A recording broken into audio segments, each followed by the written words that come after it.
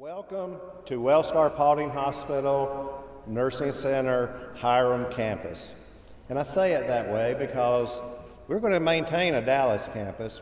Our long-term care facility is a 182-bed long-term care facility that will stay at the current Dallas campus and basically take the beds that we are vacating to create a higher complement of private long-term care beds. Now the lobby and the atrium lobby and all these elevator lobbies have the geothermal water running through them. Okay. And so from an energy design standpoint, we're heating and cooling not only with the radiant floor, the concrete, but also the air that's being blown in. So we're heating from the floor up as well as the top down, which gives it a more balanced temperature throughout the whole building. We almost have to badge in and out anywhere we go because the security in the hospital is very high. Okay. Now, we also have about 120 cameras throughout the hospital that's filming what's happening, and our clarity on our cameras are very high. And so we can look down all the way to a license plate at the furthest part of the at the parking lot. One model that you see here is that you don't see a big nurses station anywhere.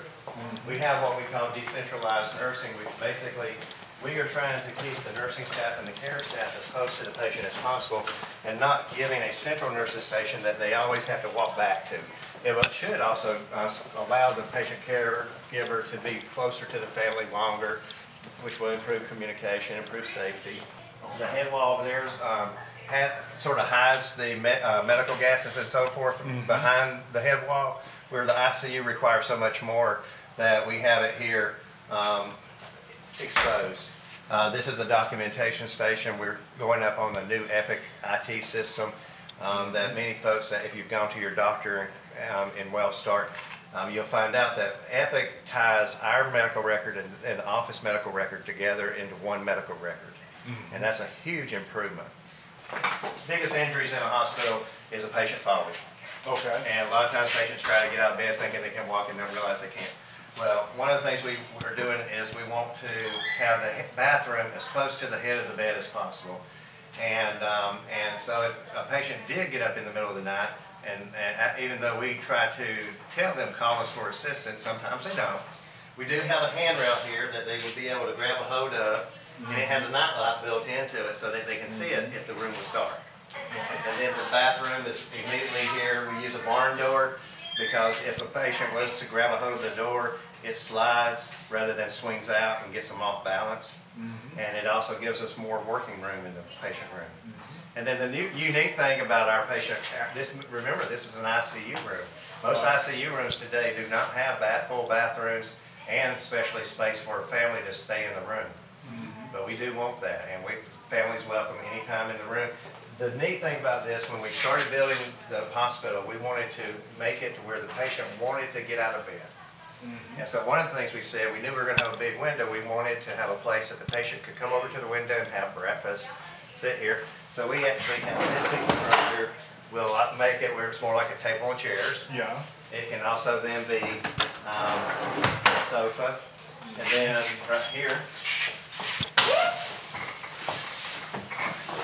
it can be a bed tonight for the family members. The TV system here is going to be a lot more than just a regular TV system.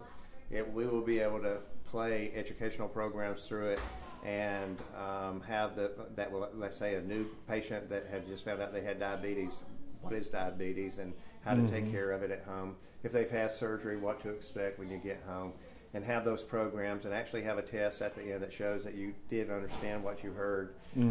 Also eventually be able to get movies on it, x-rays, things like that. It'll be a very interactive TV. We have a significant cancer program already here because we have the radiation therapy, and we're actually expanding radiation therapy right now. We have a very large oncology group in the existing medical office building that will start utilizing the hospital too. But most cancer care is actually outpatient care.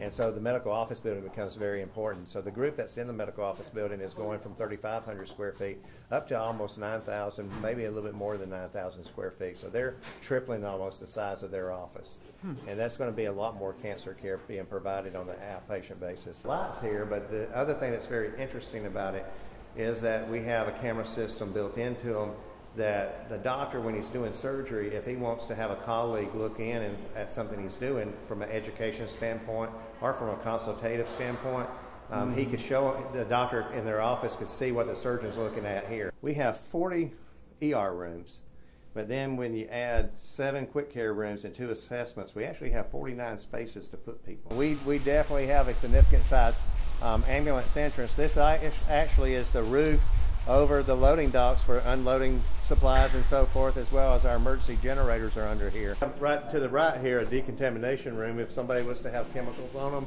we could wash them before they came in the building. On March 18th, have 5 national leaders coming to look at what we've done already. Okay. And then we're planning in September to have a conference here from a hospital design standpoint, looking at and them touring this facility here as well as one of our health park facilities.